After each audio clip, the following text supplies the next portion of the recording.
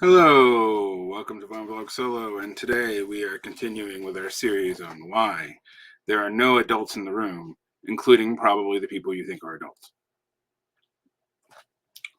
This one's not as much of an angry rant, but it is the paradox of so many incentives in our lives, and I'm going to start with two: the paradox of incentives and the paradox of social reproduction. I talk a lot about both, but one of the things that I realized in talking to a friend of mine recently was one of the things that got me out of being a paleoconservative, and I was never a libertarian, don't get me wrong, but I did think that private industry had better incentives to check itself because it couldn't print its own money. I really did think this. I believed it wholeheartedly.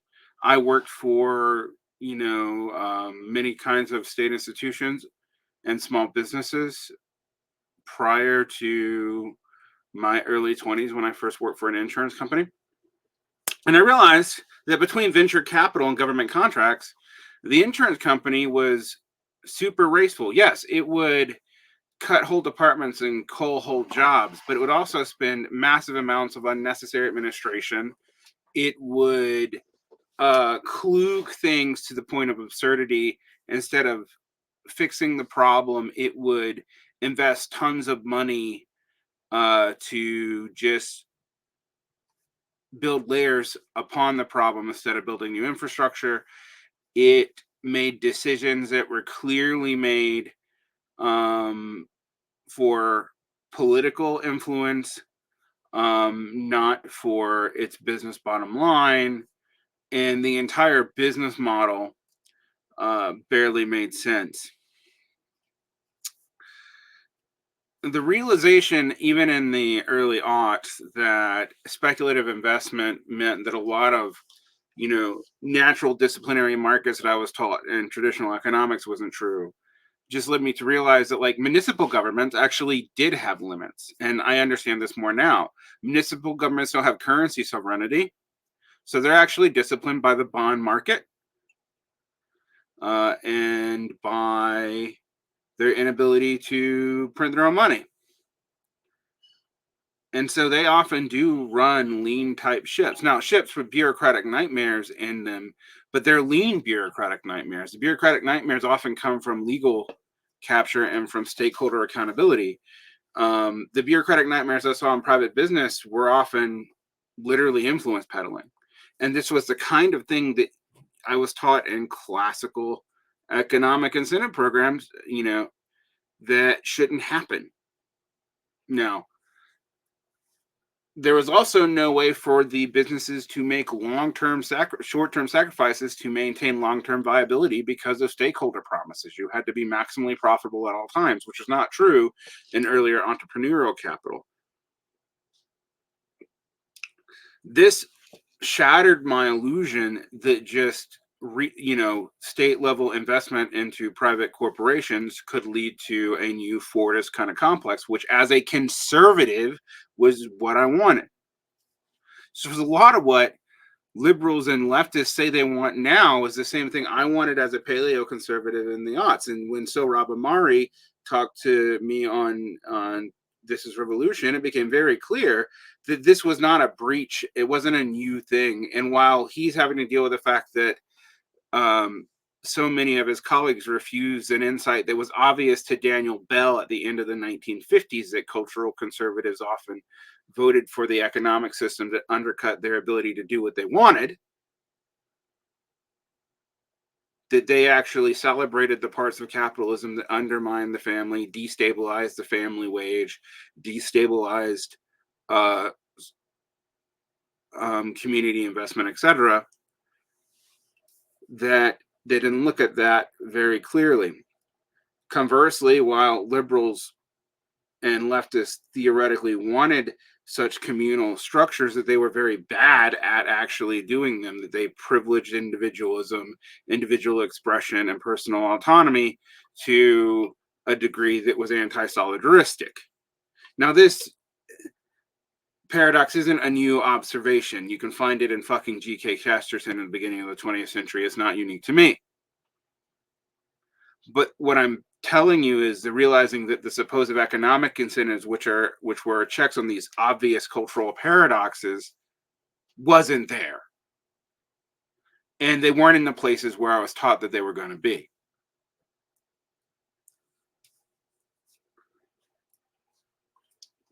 This gets me to the flip side of the bowling alone scenario. I don't deny the bullying alone scenario, but I don't think it's all there is. Um, and in fact, I'm going to thank the scholar Erica Rebellis Anderson, who in some of our private conversations after the show really hooked me on to thinking about this. One of the key differences between the time period where you had these total social mass organizations, which emerged after a period of crisis, by the way, total social mass organization is not normal historically. The socialist fetish for it is out of necessity.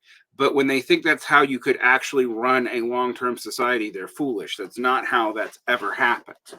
Mass mobilization of the population happens when there are problems, not when things go well. If a society is dependent on mass mobilization, then the moment it starts to succeed, it will lose that mass mobilization and be open to the iron law of oligarchy and the other problems that emerge from it. But that's not the only paradox that I'm looking at here today. And that's not the only reason why there isn't an adult in the room.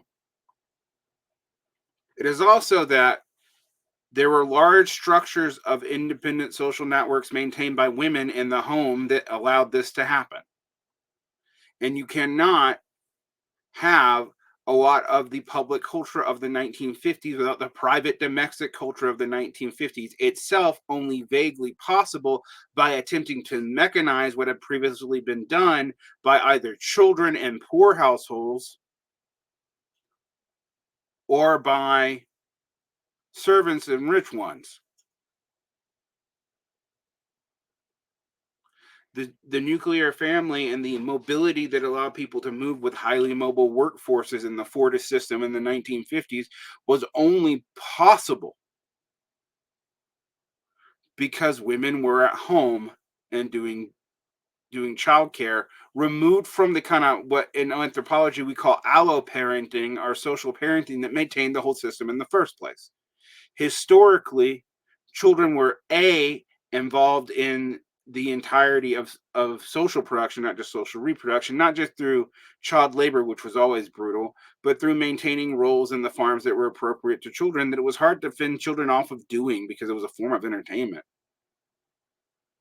Secondly, their parents weren't their only parents. Allo parents, uncles, aunts, other godparents, other forms of kinship bonds throughout the community, both by blood and by social exchange, maintain the maintenance of children. This was privatized largely in the 1930s, 40s, and 50s into the nuclear home. And that was only viable due to the largesse of the of all these new apparatuses that people could afford back then. Now they've been normalized and made necessities in daily life, but eventually those same apparatuses were used to put women into the workforce when wages declined. One of the things when you look at the 1970s and why the 1970s didn't lead to any uprisings, even though you saw a massive decline in economic output for the average family, is there was still work and people had jobs. They were not rendered surplus. They just had to work more to get by, and more members of the household had to work. But ironically, another thing that had to be maintained was the expansion of universal education, which was not about education, although it did regulate who entered the workforce and prolong entering the workforce so that there would not be high unemployment in the 1970s. It also served as a primary means of childcare so that most families could go to work, changing the entire economic apparatus. And while conservatives can complain about, the death of the traditional family, it was their policies that pretty much did it, ironically. Now, Marxists should not be surprised at this because family abolition, and they didn't mean what we now mean by it, was always part of the goal. and women working was also part of giving them their economic power back. And yes, Marx and Engels realized that despite Marx's somewhat conservative attitudes towards family life. It is neither here nor there for me to valorize or not valorize that. Is that so many people talk about this and it's out of their schemas because they enter radical politics before they've entered domestic life in the period of college where so many people are removed from this element of domestic life. And given the amount of free labor that most of these groups rely on, this is often the case that you're always going to be dependent on the young. But this is highly unstable when you don't have social systems to support the young in the same way that you did in the past. And given that you don't see mass politics on the horizon due to fragmentation and alienation, but also due to the fact there aren't the support networks to allow people to meet in this way, that way, there are such means to do so. And as you've seen this move to the internet, you see, but the internet is now gathered and controlled by the algorithms that drive its engagement, algorithms that are dependent on resentment, engagement by anger and outrage, and then relieving that outrage by dopamine clicks or by distraction. The algorithm does not care what it uses to engage you unless unless its coders get in political trouble for it, and then they will tamp down on those parts a little bit. But that is all it cares about. It does not have a normative structure other than your prolonged engagement. Now, this has allowed marginal ideas to spread, but without any real organization underpinning it that was bigger than an electoral one. The DSA was an example of such an organization, but largely it did local activism and getting foots on the ground for local candidates and little else. And now that people are fighting over making it into a new kind of more traditional left sectarian organization that will somehow build to a mass party, no one tells me how. You see that these functions are even falling away, and it's now mainly seeming to be a social club. Now, I'm sure there's many DSAers who will not like what I have to say, but my challenge to them is always prove me wrong. I don't see you, and you haven't done it now in 5 years. Every time I think you might, something else flits in your way and you get distracted. How many times have you changed the organization? Yes, you guys still push for Medicare for all, but it's not a big drive. And when it was a big drive leading up to the Biden election, it seemed pretty clearly that it was a way to drum up excitement for something that was never going to happen.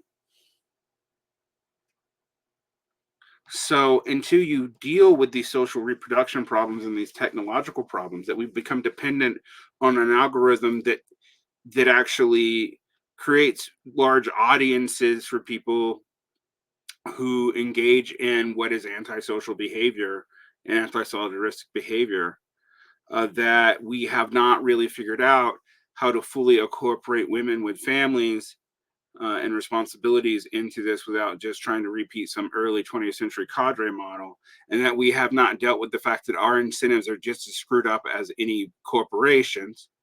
After all, what drives the expansion of cadres? Well, the expansion of media discipline, but this actually causes parasocial engagement at the expense of social engagement. Now, there's not a thick line between those two things, and that's something to really think about.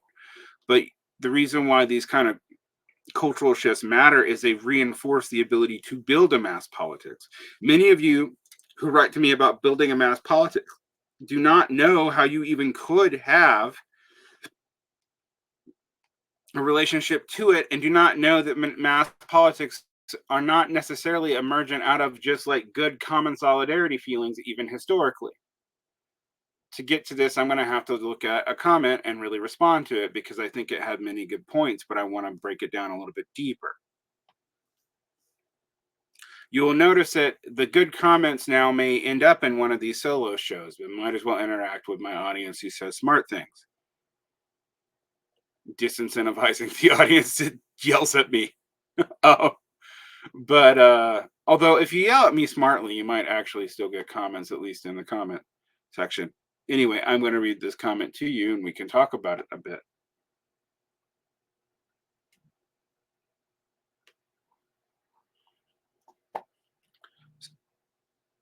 So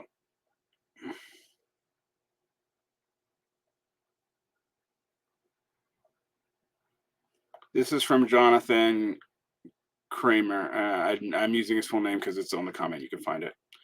I'm going to share this with you guys, so you can see it on the edge and know that I'm not making any of this up. For those who are just listening, you're gonna have to trust me for it. But what are you gonna do?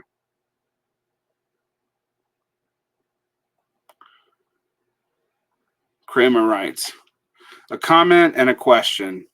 The question being more important and hopes of me getting in hopes of me engaging you, Derek. Well, you got the engagement, my friend. Comment.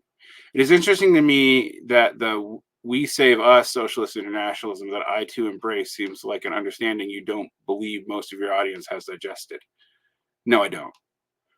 I think I got the notion from the basis of Chomsky, Parenti, Varoufakis, Hedges, etc. Yeah, social democrat and rad libs with various types of sympathies, mostly anti-communist except for Parenti. Yeah, Parenti's communism is interesting. Anyway, though much of your analysis is original, includes a rind of synthesis than any of them taught me. Well, yeah, what I start with should be obvious, guys. Like, I'm not starting from a fundamentally different place than most of the radicals. And in fact, a lot of radicals don't see me as radical enough. And they've said I've narrowed my horizons. Uh, so we'll see how that goes. Question. I imagine that socialists, regardless of how animized, semi-organized, or where organized we are all searching for more clear and effective ways in building the social forces, are building mass socialist solidarity, what I've referred to as building socialism since about 1917, 1918. Yeah, I don't refer to it as building socialism because to me that's not. That's building the precursor for socialism. And I guess that's like a semantic difference, but there's nothing that does. The primitive accumulation of cadres may be necessary, or the base building may be necessary, but it is not sufficient to even start you towards the road to socialism. Not roadmaps per se, but clear bucket sectors and arenas. Well, I mean, you got to know what you got to start with, if you will, which are mature and informed socialist organizers, and many you engage with seem necessary area around which mass solidarity might be built effectively. Yes, okay, I don't have any disagreement with this. I might caveat it a lot. I wonder what types of regional, national, and international socialist work I can offer as a musician, people person, armchair student of the stuff you've gone very deep into. I'm not asking specifically work to do or where to look for buckets. Honestly, this is a paradox because what I'm going to tell you is what most people end up doing, which is consciousness raising. But what I would actually say is you cement community around you, not just raise consciousness. And that's the paradox of what I'm talking about with the internet. If you build community around you in the meat space, we have ways to reach into communities, but these diffuse media organizations don't have enough of a base in any one place to do anything, even coordinate to help local activist stuff. We can cover it after the fact and bring attention to it to large our audience, but not audiences that can immediately support it, which is the problem. But you as a musician and as a person who does stuff in the meat space can. All right. So that could be your bucket. As a pre-socialist rad lib in the early 2000s, am I the only person who was a conservative in the early 2000s and was shocked by the neoconservatives and then shocked by the paleoconservatives after that? But anyway, I thought these buckets looked like tax the rich, push for progressive electeds, progressive reforms of education, police, prisons, law, healthcare, etc. Yeah, I mean, that makes sense. I think we still have to do some of these reforms, although progressive reforms of the police, what does that look like? It doesn't look like what most socialists want to do. And I'm not sure that it's necessarily possible at this point, although maybe it was possible earlier. Progressive reforms of prisons, that's a harder one. I mean, it's hard to have prisons with the largesse of Scandinavia when you're dealing with population scales much larger. There's more people in a than the U.S. prison system. There probably is people in all of the Scandinavian countries put together. I don't know that off the top of my head, but I do know the relative population differences, and I would not be surprised if that was true. All right. Then I read beyond Chomsky and became a socialist and overt anti-capitalist and began to see the workers' movement was crucial to building a mass base for post-capitalism. That policies rad libs could only ever be enacted in perpetual under the social ownership of production. Yeah, if we don't control the stuff that they're using, we're dependent on the state, and it can be taken away politically at any moment, even non-democratically. That's just true.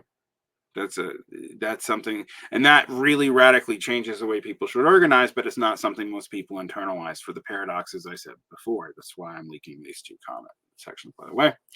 While organizing workers' union efforts does seem like the only way to counter capitalist power at the moment, I don't know that it's actually the only way. Honestly, I do think hurting landlords and tenant unions and stuff are part of that.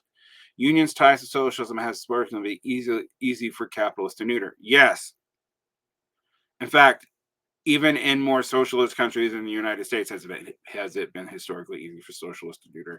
Because unions' immediate needs and goals is to bring stuff for their workers, and unless they're organized, not just sectorally, they have to be organized both sectorally and collectively, and for individual workplaces, and operate separately in each context to be truly effective.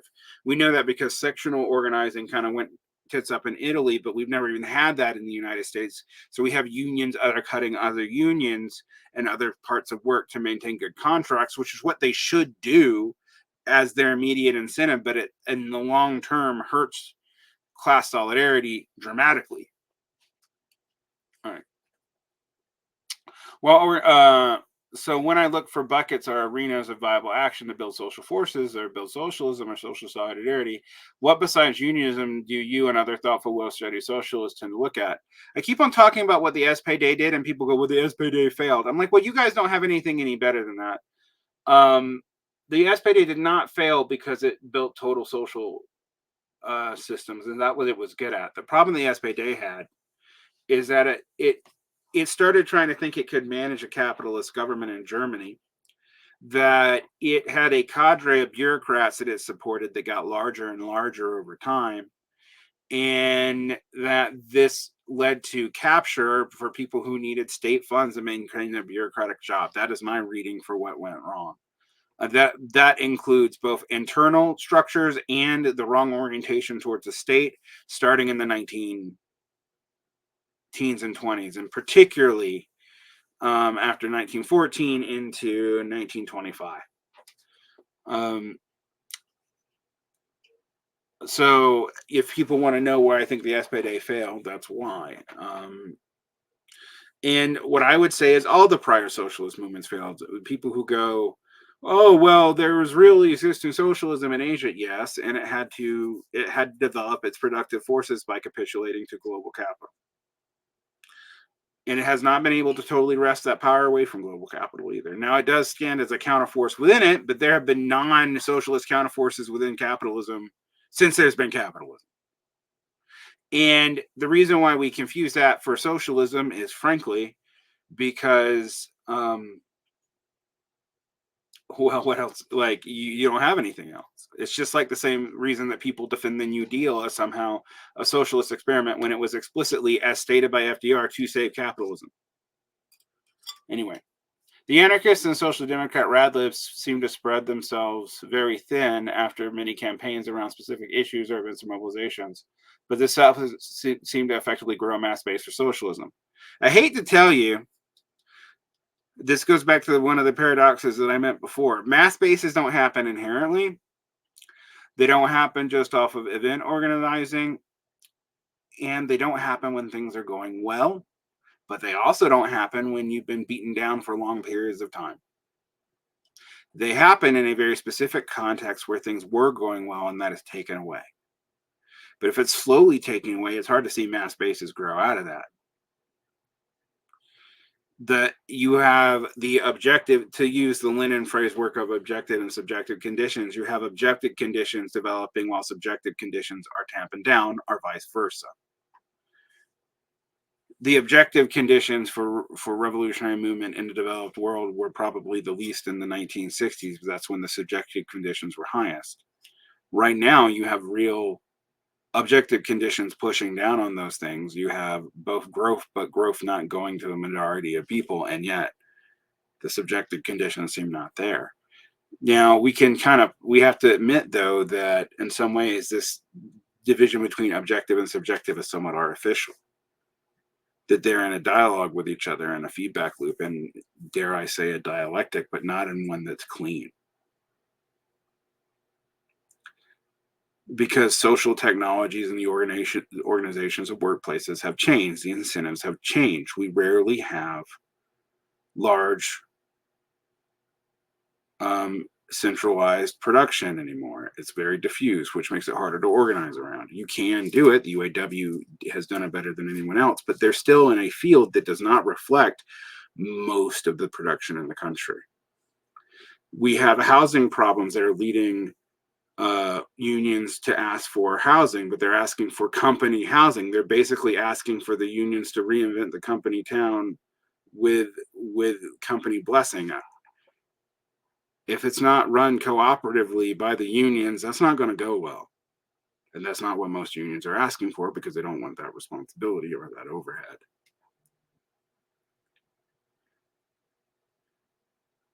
One of the reasons why there are no adults in the room on the left is because we leave the important stuff out. What we leave out tells you a whole lot. And it's not just that we leave out the PMC. You guys don't shut up about that. You leave out other parts too. And those other parts you need to really start looking at. I'm not sure that there is any way that you're going to see early 20th century style socialism just come back. That does not mean that I don't think socialism can come back, but it's not going to look like it has in the past. And until people get that through their stick skulls, we're going to continue LARPing that. Now, Marx predicted that, by the way. Marx always says, like, a movement basically emerges in the close of the old movement. Basically, all things start as LARP. But when everything feels like a LARP, it's hard to even use that as a basis for beginning real material change and moving towards the next phase. And once we have dropped the optimistic teleology of early Marxism for a more concession to sarcastic reality, we realize the next phase can be pretty bad. So we have to actually think it through and not just depend on history to do the work for us. That is all. Like and subscribe. Check the bell. Have a great day.